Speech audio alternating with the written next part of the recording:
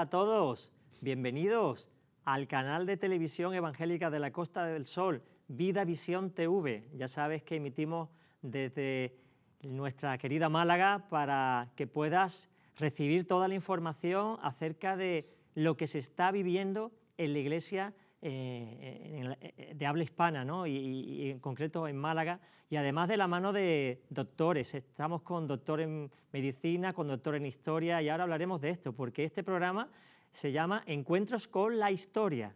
Vamos a abordar distintos aspectos de la historia, por supuesto vamos a hablar de la Iglesia y de muchos aspectos y factores de todo lo que ha pasado en estos 2000 años, que parece pronto y se dice rápido, ¿verdad? Con nuestro doctor en historia, Juan Manuel Quero. ¿Qué tal? Hola, Juan Carlos. Encantado de estar aquí contigo, con vosotros. Mucho gusto. Bueno, esto es siempre una aventura, porque adentrarnos en la historia siempre es emocionante, y más cuando ya llevamos 2000 años de bagaje. Cuando hablamos de la historia del cristianismo, así es. Algo más de 2000 años ya. Sí. Bueno, pues estamos contigo porque sabes mucho de historia, has escrito muchos libros y queremos que tú nos vayas enseñando pinceladas de esa historia, porque ya sabemos que es muy amplia, pero sí que es verdad que la historia del protestantismo, que es, digamos, donde te has enfocado en este último tiempo, escribiendo mucho material sobre él, ¿qué efecto ha tenido sobre el sistema educativo en España?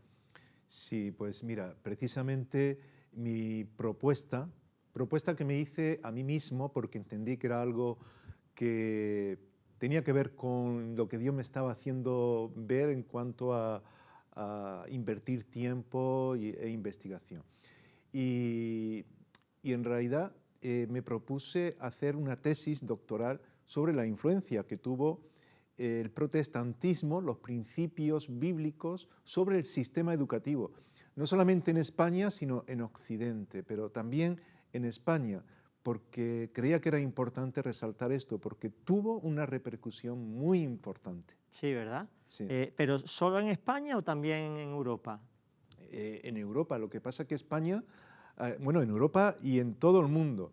La verdad es que cuando yo me propuse hacer esta tesis es porque ya había escuchado cómo los principios de la Reforma Protestante, que en definitiva son principios bíblicos, produjeron un tipo de enseñanza un tanto especial que llegó a Latinoamérica, como fue el método de la enseñanza mutua, que más adelante seguramente hablaremos de ello, no en estos programas inmediatos, así como todo el sistema que se conoce como lancasteriano, que estamos hablando de personas que eran evangélicas, que eran protestantes, pero que la gente no sabía. Yo había escuchado algo de eso. Digo, bueno, hay que poner en valor todo esto, que la gente que va a la universidad a estudiar magisterio o ciencias de la educación, que tienen como referencia a estos personajes, porque son de referencia obligada, como algunos que vamos a ver también ahora, pues es bueno que se conozcan, porque no se sabe que son protestantes y que manejaban la Biblia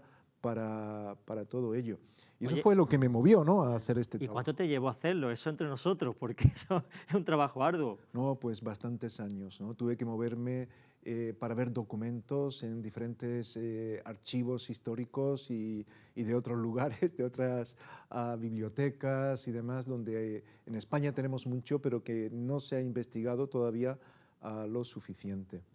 Y quería que hubiese algo con rigor en la universidad, para que los estudiantes pudieran tener algo en la mano que dijeran, bueno, esto está documentado y esto es importante. Y por ello es que fue que me aventuré a llevar esto a cabo. Y al final, pues, se realizó esa tesis doctoral que se titula así, La influencia del protestantismo en el sistema educativo en España. Y hoy día está colocado en los circuitos universitarios, y cualquiera que pueda, que necesite tener acceso porque está estudiando estos temas, pues los va a tener ahí.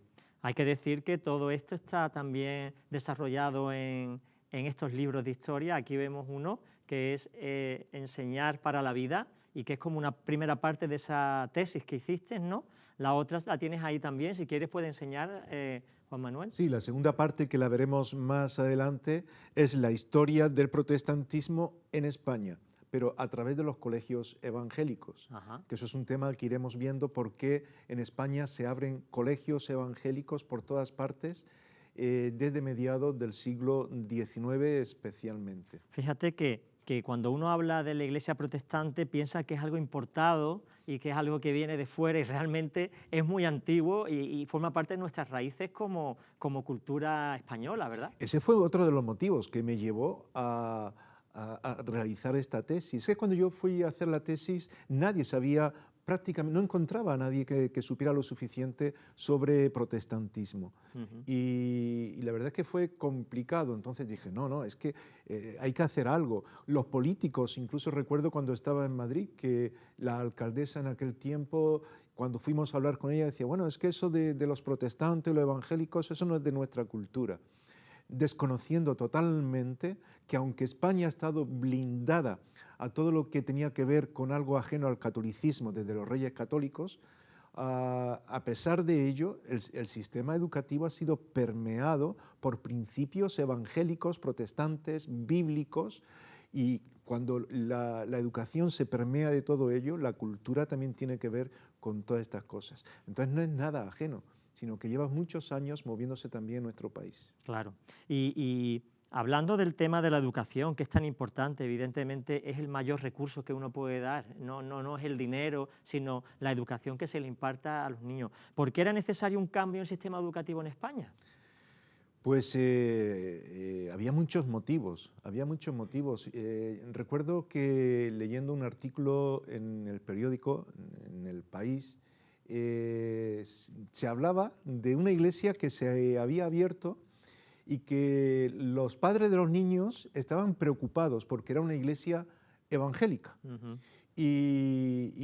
Pues, decía el artículo que no lo decía la gente muy abiertamente, pero que a los niños decían, cuidado que se ha abierto aquí una iglesia en el barrio. Incluso le dijeron al cura, que era quien daba las clases, que dijera, abordara el tema. Y bueno, al final, para no asustar tanto a los niños, porque los padres le decían a los niños, oye, cuando lleguéis cerca de la iglesia, iros a la otra acera. Y quien escribía este artículo, que era niño, pensaba que eso era para no ser abducido por la iglesia, tenía que pasarse a la otra acera. Y al final el cura tomó el tema, empujado por los padres y demás, para que sus niños también supieran qué hacer.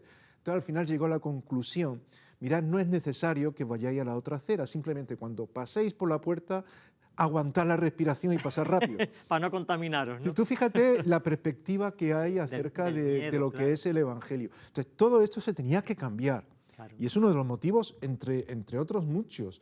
En el tiempo de la Reforma Protestante, en el siglo XVI, cuando se empezó a poner en las manos de las personas la Biblia en lengua vernácula, era necesario que la gente la entendiera Claro. y que como mínimo supiera leer. En España es que estamos hablando de un analfabetismo enorme que rozaba a las mujeres en un 75-80% y los hombres no se quedaba tan bajo, atrás. porque estaba alrededor del 60 más o menos. Entonces, si queríamos que la Biblia se leyera, había que enseñar a leer. Claro, era la base. Y ese era uno de los procesos, o digamos, de las estrategias para que la Biblia llegara a todo hogar, ¿no? El hecho de la alfabetización también es riqueza y recursos para un país que puede asumir todos esos valores, pero a la vez los bíblicos, que son tan importantes. Claro, y de hecho, cuando surgió la Reforma Protestante, surgieron ya también unas pedagogías determinadas para ayudar a entender, no solamente leer, sino a entender lo que se leía, a razonar, etcétera, etcétera. Incluso no solamente Lutero abordó el tema, se hablaba de lo que sería la pedagogía de la Reforma, sino que se hicieron reglamentos para cambiar el sistema ya en aquel tiempo en Europa y en el mundo. Lo que pasa que, repito, España estaba blindada. Claro. Y lo que se procuraba es que se pudieran estudiar los temas según las disciplinas que tenía el alumno en la mano. En España, mientras tanto, todavía se estudiaba de forma enciclopédica. Es decir, eso hasta no hace tanto, incluso en la dictadura del franquismo era así, los libros eran una especie de compilación de compilación conocimiento que había que sí, memorizar. y era una enseñanza libresca, es decir, el alumno tenía que memorizar, aprobar lo que, aunque no razonara, no entendiera, tenía que asumirlo. Que luego así. después del examen lo que hacíamos es un reseteo y borrábamos todo para el siguiente examen. Efectivamente. Pero no había reflexión Bueno, ni había nada de eso. pues por ello era necesaria a que la educación cambiase y que hubiera unos principios que ayudasen. Y esos principios son muy importantes para, vamos a verlo, para ese cambio en la docencia y en todo lo que tenía que ver con el aprendizaje del alumnado. Dice en tu libro que C.S. Lewis habla sobre la educación sin valores solo convierte al hombre en un demonio más inteligente. Claro, Una bueno, frase atrevida, ¿no? En aquel tiempo. sí, bueno, eso es otra, a ver, es posterior porque es de C.S. Lewis, eso es algo que él comentó, que yo lo pongo ahí simplemente para ilustrar lo que se estaba llevando a cabo. Pero es que, claro, lo que la educación impelida de alguna manera por la reforma protestante y por los principios bíblicos buscaba, no es solamente dar un conocimiento, sino dar unos valores. Claro, claro. Entonces, si uno sabe mucho pero no tiene los valores suficientes, ¿qué ocurre? Pues ocurren muchas de las cosas que están pasando hoy día precisamente por no aplicar y no enseñar esos valores que son necesarios. Claro. Y cuando hablemos de los colegios, hablaremos un poco de todo ello. Por eso, en el libro se coge como título uno de los principios fundamentales, enseñar para la vida. Claro. Has hablado de algo muy importante, los valores y los principios, que es la base, ¿no? A veces todo se enfoca en el conocimiento, pero los valores que sustentan ese conocimiento es mucho más importante. ¿Qué principios protestantes se acuñaría en el sistema educativo español por esa influencia que tuvo? Bueno, los mismos que se aplicarían en Occidente cuando se dejaban que los pues, circuitos pedagógicos fluyeran y no se bloquearan, como ocurrió en España. Es decir, la Reforma Protestante lo que hizo no fue solamente predicar el Evangelio, sino aplicarlo en el sentido de vivirlo. Y vivirlo por entender no solamente que eso nos ayudaba a estar con Dios, a estar con nuestro Señor, sino para entender también que era la mejor forma de vivir. Entonces, bueno, podríamos hablar de muchos principios concretos de lo que era la nueva pedagogía de la Reforma Protestante, pero podríamos mencionar aquellos que se relacionan con el valor del individuo. Cuando el énfasis bíblico es darle valor a la persona al margen de su raza, de su sexo o de su procedencia, se hace necesario estar cerca de la persona, una enseñanza que sea personalizada. Y no discriminatoria. Y claro. no discriminatoria. Por otro lado, también que hubiese libertad religiosa. Claro. Las cosas de Dios no se pueden imponer, pero sí se pueden enseñar los valores para que sea lo que tú creas, esos valores te ayuden. Y eso luego te va a llevar también a tener una perspectiva de lo que Dios quiere para ti. La separación de la Iglesia y el Estado. No podemos vender esos principios a una ideología o a un ideario político, sino que tiene que ver con lo que el hombre necesita. Y luego la Biblia, como única regla de fe y conducta, te lleva también pues eso, a proyectar la vida desde esos principios.